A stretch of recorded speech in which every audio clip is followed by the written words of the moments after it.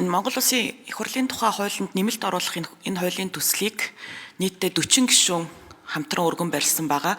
За ардчилсан намын бүлгийн дийлэн колон гишүүд энэ хуулийг бас хамтран өргөн барьсан. Тэгээд яагаад тэгсэн бэ гэхлээр өнгөрсөн хугацаанд бид Монгол Улс ардчлалаас ухарч ийна, эрх мэдэл хэтэрхий их төвлөрч ийна. Тэгээд ийм дарга төвтэй нийгэм боллоо гэдэг талаар бол одоо маш их шүүмж нийгэмд ч бас байна те. Тэгээд ардчилсан намын хувьд ч гэсэндээ энэ ардчилсан үндсэн хуулийнхаа суурь зарчмыг хамгаалах, энэ ардчилсан тогтолцооныхоо дархлааг хамгаалах, парламентын дархлаагаа хамгаалах тал дээр бол одоо хатуу байр суурьтай зогсож байгаа. Тэгээд ер нь яагаад энэ эрх мэдэл төвлөрөөд байна вэ гэдэг дээр бол одоо бас олон зүйлийг хэлж болно. Тэгээ эрх мэдлийн төвлөрлийг бол маш олон арга хэрэгслээр бий болгох юм байна л да.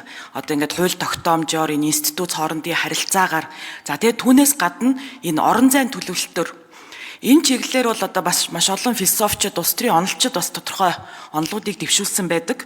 Тухайлх юм бол Францын философч Мишель Фуко эрх мэдэл зөвхөн юм хууль дүрм журмаас хамаардаг бус байгууллагын дотоод зохион байгуулалт орон зайн төлөвлөлтөөр илэрдэг гэд одоо яг энэ хуулинд тусгагдсан санаануудыг бас юм одоо философийн үндсэн дээр бол судалсан байдаг.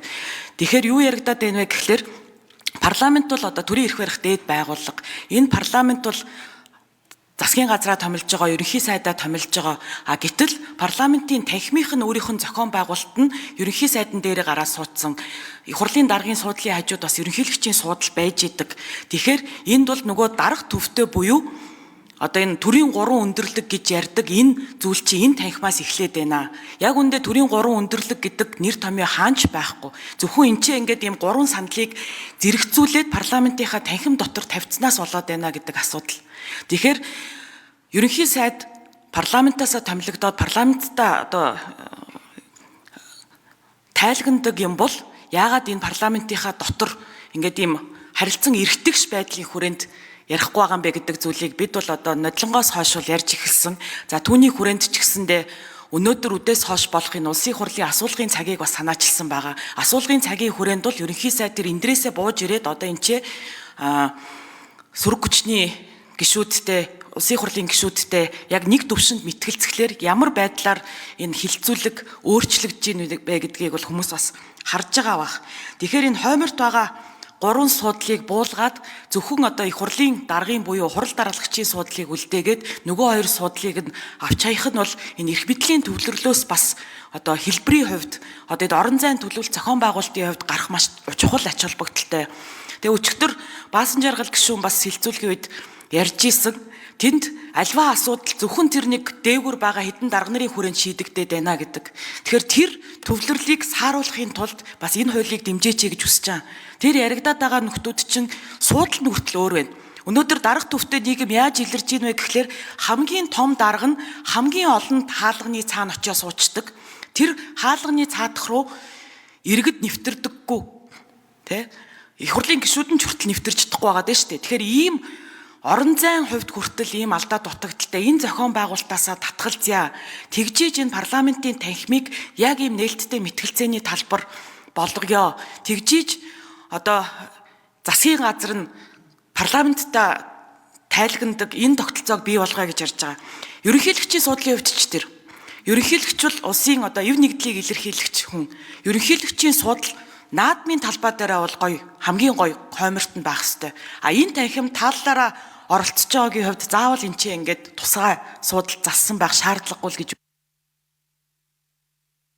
За, хууль санаачлагч Тэмүүжин хариулна. За, би үндсэн хуулийн хэд хэдэн заалтыг уншиж өгье. Монгол үндсэн хуулийн 3.1 Монгол улсад засгийн бүх эрх ард түмний мэдэлд байх бөгөөд ард түмэн энэхүү эрхээ шууд болон өөрсдийн сонгон байгуулсан төлөөллийн байгууллагаар уламжлан хэрэгжүүлнэ. 20 дугаар зүйл төрийн эрх барих дээд байгууллага бол улсын хурл мөн. 21 дугаар зүйл улсын хурл нэг танхимтай 126 гишүүнтэй. Энд ерөнхий сайдтай гэж ерөөс хэлээгүй. Харин 38 дугаар зүйл засгийн газар төрийн гүйцэтгэх дээд байгууллага. 41 дугаар зүйл засгийн газрыг ерөнхий сайд удирдах улсын хурлын өмнө ажлаа хэрэгцэн тайлгнах. Ийм зохицуулттай. Улсын хурлын дарга засгийн газрын хуралдаан дээр засгийн газрын одоо кабинетийн одоо тэргүүлж байгаа ерөнхий сайдын хажууд санал тавь суувал маш зохимжгүй бөгөөд бүдүүлэх зүйл болно. Гэтэл улсын хурлын чуулган дээр улсын хурлын даргын хажууд ерөнхий сайд яг феодал ноёд шиг ингээд тусдаа ширээ санал засуулаад сууж байгаа нь өөрөө бид үндсэн хуулийн суурь зарчмуудыг зөрчсөн, үндсэн үйл нийцсэн энэ чуулганы зохион байгуулалтын хэлбэртэй байж байгаа. Тэгээ энийг л одоо бид үндсэн үйлд нийцүүл засах хэрэгцээ шаардлага байгаа. Энэ бол үндсэн үйлд заасан эрхэм хуулиартын зарчмыг хангуулахад зорино, мөн хяналт тэнцвэрийг бичүүлэхэд зорино. Хамгийн гол нь үндсэн хуульд одоо битлгаж хамгаалсан парламентын ардчлалыг мэтгэлцээтэй энэ тэнцүү олонх цонх үгээ хэлдэг. Мэдээж олонх шийдвэрээ гаргана. Гэхдээ цөөнх хяналт тавих чадвартай болох энэ зарчмыг хангуулж байгаа. Хамгийн гол нь дахиад парламентд ёс.